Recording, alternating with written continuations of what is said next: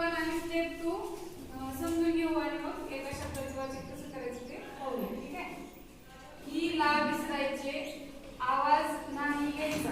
पहिली स्टेप काय? एक शब्द आहे समजा CABE, यामध्ये काय करायचे? शेवटचं ई जे लेटर आलेलं आहे या ई ला विसरायचे. म्हणजे काय करायचं? तर त्याचा आवाज घ्यायचा नाही. मग ते पुढची स्टेप काय बघा? ई च्या आधी आलेल्या स्वराचा वॉवेलचा आवाज न घेता नाव घ्यायचे. म्हणजे आता या ठिकाणी ई च्या आधी एक स्वर आलेला आहे ए. CABE मध्ये स्वर कोणता आलेला आहे? ए, ई, आय, ओ, यू पैकी कोणते स्वर आलेले सांगा?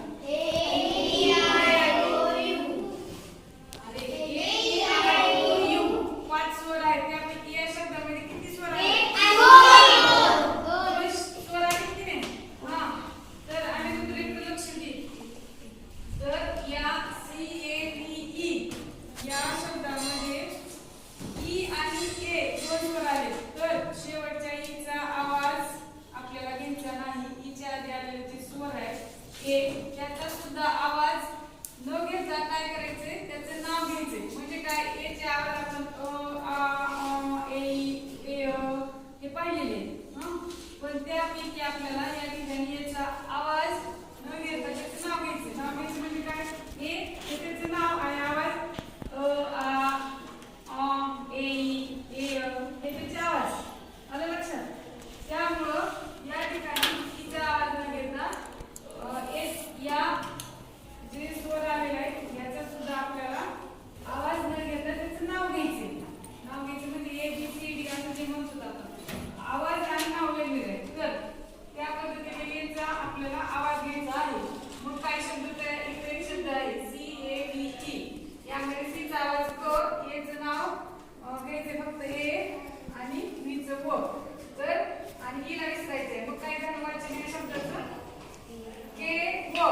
बघा, सी चा आवाज क, ए चा आवाज न घेता आपण त्याचं नाव घेतले के आणि बी चं व आणि ई ला विसरायचे. म्हणजे काय झालं? के व. आलं लक्षात? तशा पद्धतीने आपण ई म्हणजे जेव्हा ई शेवटी आलेले आहे तेव्हा आपण त्याचं वाचन कसं करायचं हे आपण या स्टेप 1 आणि 2 मध्ये पाहिलेलं आहे. लक्षात आलं का? की आपण CABE मध्ये सी चा आवाज क, ए चा नाव घेतले ए आणि बी चं व. के व. ई चा उच्चार आवाज घ्यायचा नाही तिथं. बी त्या ठिकाणी विसरायचं आपल्याला. म्हणजे के व असं उच्चार. ठीक आहे? तर या ठिकाणी तुम्ही याची सांगा. एक तुम्हाला समजून सांगितलं तर या ठिकाणी 1 2 3 4 5 असे काही वर्ड्स दिले. त्यामध्ये तुम्ही सांगायचं. बी चा आवाज